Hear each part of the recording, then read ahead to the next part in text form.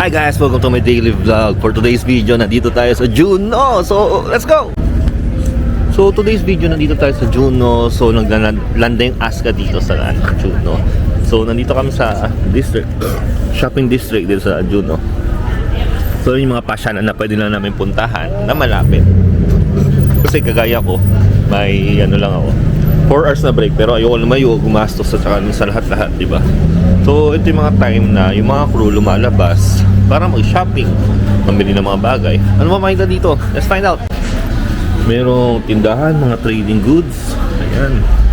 Mga arts and crafts. Ayan. So, ayan, yan.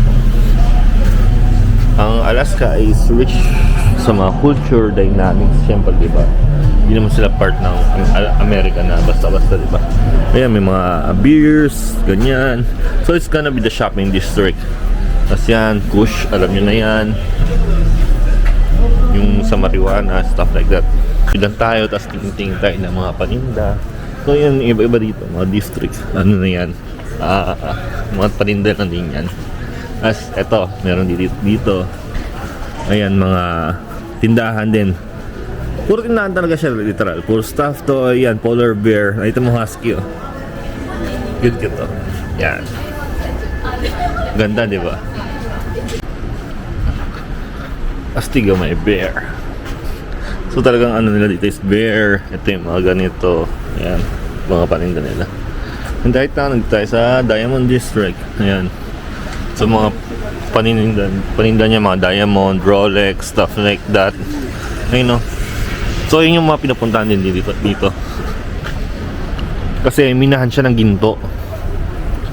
Yun mga nuggets. Ayun, no? Astig, oh.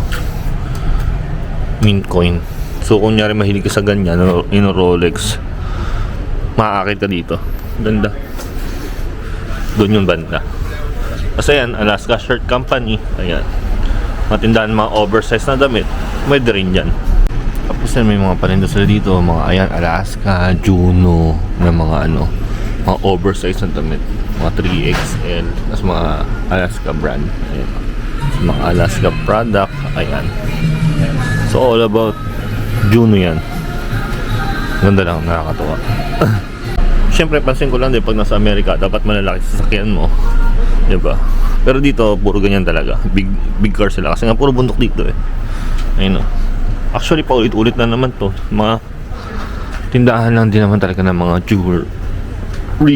jewelry store. Yan. So, yung barko namin, ayun, tapat lang din ng life. Tapat din siya ng barko namin. Ayun, no? Tapat niya Red Dog Saloon. Tapos sa may bandang gilid, may Filipino store, which is pinupuntahan ng mga ibang Filipino. Ayan. Ito yung gusto ko sa lahat. Yung Santa's Workshop. So, ayun yung tsura niya. Tignan natin sa loob. Puro ano siya, Christmas theme. Ayun, no? Ang ganda. So, ganito. So, made in Alaska, syempre. Ganda ng Santa niya, color blue. Yan.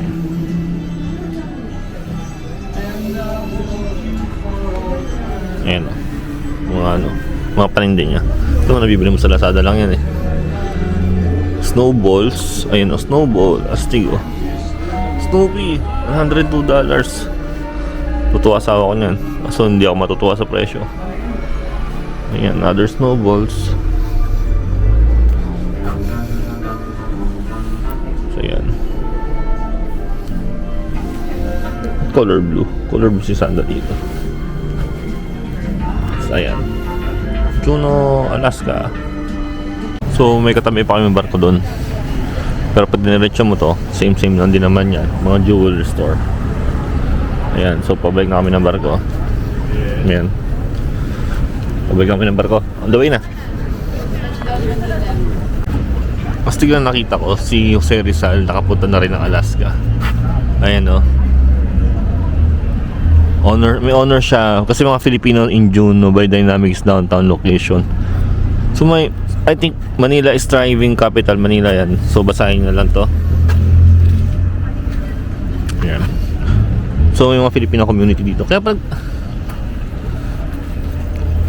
tataka ako, daming Filipino dito. Kaya tataka ako, daming Filipino dito.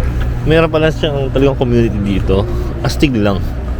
Ayun, tapos ayan, Red Dog Saloon. Uy pare, mga bar na, inuman. Pero mahal din dyan, syempre. What do you expect? Pasya-pasya kang lugar. Tapos ayan, mga merchandise. Ayan, sumabo na pero okay lang, game pa rin ako. Tapos ayan, makikita mo yung Oriental Store, Money Transfer Worldwide Asian Grocery Balikbayan Boxes. Siyempre Pilipino ka. Ayan. So ano siya, Filipino store siya. Ayan, so may mga Red Bull yan, Dr. Pepper, cheese, may chismis oh. Ayun oh, astig oh. Tapos ayun mga Filipino product. Astig diba? Tapos ayun, ano pang mga ganyan, Indonesia product. Tapos may itlog na pula. Pak, sarap. Asado siopaw. Ayan, kikiam. May goreng. Astig di ba? Yung mga Filipino food sila dito. Ayan, mga hinahanap ng crew. Diba? Tapos mga hinahanap ng crew, yung mga kainin. May natadigaw ko pa oh. Balik sa po. At importante, may money transfer. Diba? Stig. Ayun nga, all the good things come to an end. Pabalik na kasi duty na ako. Ganun talaga pag break time, kailangan mo rin pagkasyahin. So yung neighbor ko, Sweet Home Alabama. Ayan, alas ka. So balik-balik na, tapos duty mo tayo sandali. So yun na nga, mabilisang vlog. Nakabalik na ako ng barko, duty na agad. So papalitan ko yung si Kuya Edgar ng alas 6 media. Ganun talaga buhay. After mo mag shore leave, trabaho agad, diba? Panalo!